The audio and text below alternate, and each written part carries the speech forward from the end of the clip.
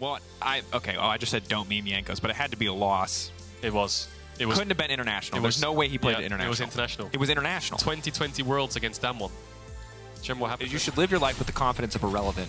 Just first item Cole, knowing that you're just going to power farm for 100 creeps and nothing else is going to happen. Exakick, backing up, getting caught on the edge of the bubble. Oh, that is brutal. JackSpectra, easy kill. First blood. Are they going to go for the dive onto DOS? No red buff, no follow-up. Mounting Dread will not get completed, but that must have been pixels. That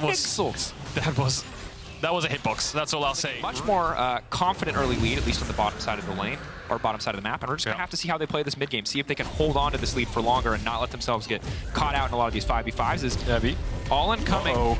Danger. This is going to be bad for Irrelevant. Irrelevant needs to make his way away from this one. He's going to try to bounce out, but Evie holding the W. It's beautiful play thus far. He's going to keep going for the dive. Irrelevant going to try to finish the job. One more tower shot finishing off Evie. It will be a 1-for-1 in the end. Well played, though, by Evie. I think he held his Q3 for so long that Irrelevant tried to dodge around. No flash. Exakick and DOS have all summoners apart from the heal. Is it Mersa the target? Don't face check that bush. Ooh, now they're just going to try to burn down Mersa. Wave coming in. Mersa's still standing for now. Jankos will he flash. He's just going to ult. He's going to stop the kill. He's ticking. Mersa's still burning on the backside, but it does not matter. They're looking for 2 more kills. JackSpectra chasing down Dosh. The Wild Grove will keep him alive for now. Ebbie's here. Ebbie's in bot lane. I think the wave is terrible top, so he's just saying flash, but then he would probably die anyway. So Markoon needs to be careful here. No flash for themselves. Review. Markoon retreating to Exakick. Exakick doesn't even have an item completed yet. Jankos knows that they are stronger, so feeling confident to go for this one. The pushback is beautiful for Markoon to interrupt that one, but still the bubble will connect, finding all the CC they need to take the jungler out. It's Irrelevant on the backside. Nobody can dash out. Nobody can get out of here. Irrelevant. Everyone waiting in the Lamb's Respite. Close to Mega. All eyes on the Gnar, all eyes on the Mega. Evie trying to buy as much space as he can for his team. Now retreating, unstoppable out, trying to pull them back in, giving his life so the rest of the team can escape as he buys a few more seconds. Nothing here left for him. Exakick will grab the kill in the end. Will they grab the Herald as well? Markoon's dead. Ksante, do they have the damage? They're gonna go for it. Evie, no flash. Going in. Looking for the lockup. Unstoppable back to safety. Immediately going to ult just to generate as much distance as possible from the rest of the team. Beautiful footwork coming in from Evie. Irrelevant again. Caught out under a tier 2 tower, just like in game 1. This time Jankos going to grab the kill. Evie. And the rest of the fight still going. DOS running, but there's so much damage coming in from this Azir. SK struggling on these dives across both games, but Exakick now could be the one in trouble. Holding onto his knee for now, ulting immediately, trying to get the fight kicked off, trying to get it out, burning, ticking, ignite will burn him down. JackSpectra finding the kill, but the rest of SK now looking for Team Heretics. Ruby still standing, Evie still standing. Messy exchange. Team Heretics holding onto the gold lead. Q from Sertuss. They're on a timer. Heretics can just stand there and watch it. 7 seconds on ult. Yeah, he needs that ultimate Sertuss. SK actually want to wait, but they also need to force because of the Mega Gnar. Oh, this is such a up now. difficult This is where I think position Sertuss to will be throw in. it. Sertuss needs to ult to split the team fight. He's going to do it, and he can catch at least Mersa off on the backside, and now they're looking to break the fight out. They managed to take the dragon away. They deny the soul for now, but JackSpectra in the back of the pit is doing absolutely nothing. All of that gold, unable to make an impact thus far. Exakick backing off, and SK got what they came plausible with the Azir, because he can dash over the walls. We'll see what they do. Mid waves coming in. 5 stacks for Jankos on this Kindred. Good poke, Sertuss. This looks like deja vu, doesn't it, from game 1. Markoon's around the back. Heretics need to be a bit careful here. Ooh, this is a long flank coming in from Markoon. Irrelevant stacking up the rage. They know Markoon's around here. They don't see him. Here's the wall. Now they're looking for Azir. Wall's going to be big. Ruby isolated. Damage is coming in, but he's going to get pushed back into the rest of the team. Now ulting back in. Sertuss should have the free setup of his life. Irrelevant! Finding 2 instantly on the backside, but no one follows up. No one is there for him. He is left empty-handed. This man's going to have to buy himself flowers at the back of this team fight because no one else is going to do it. SK finally showing up.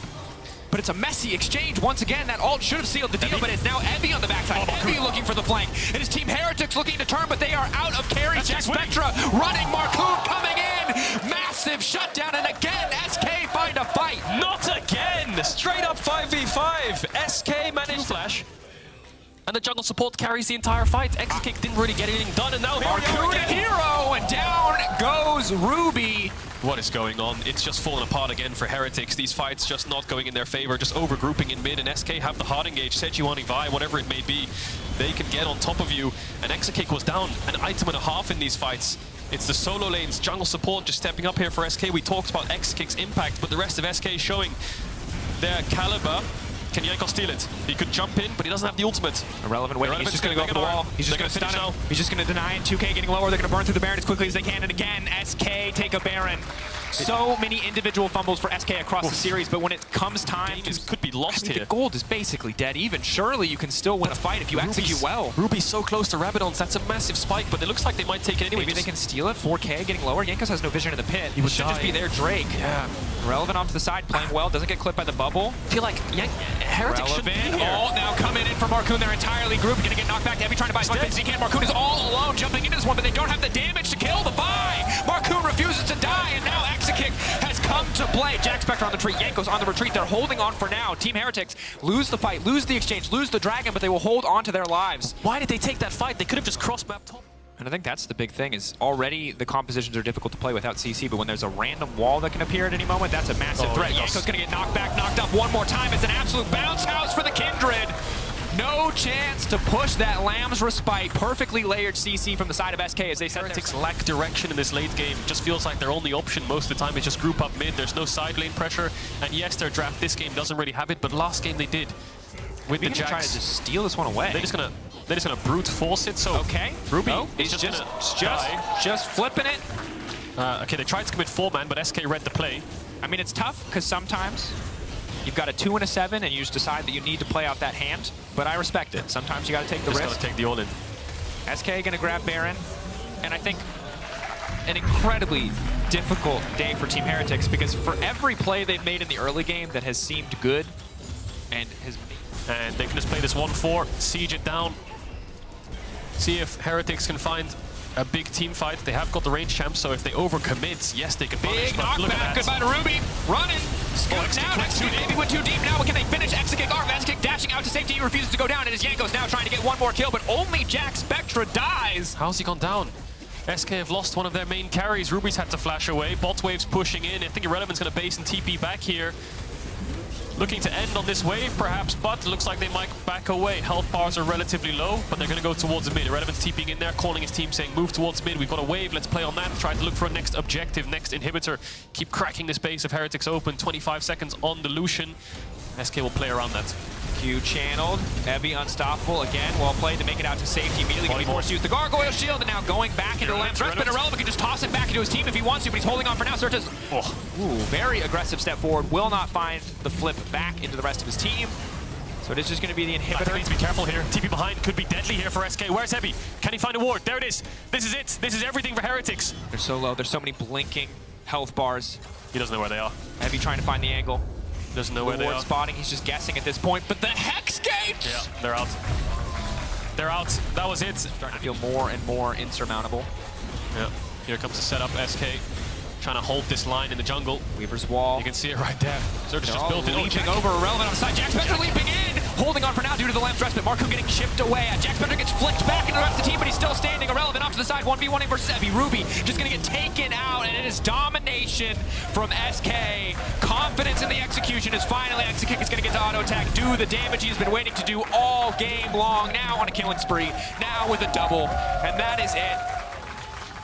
The whimper of Heretics.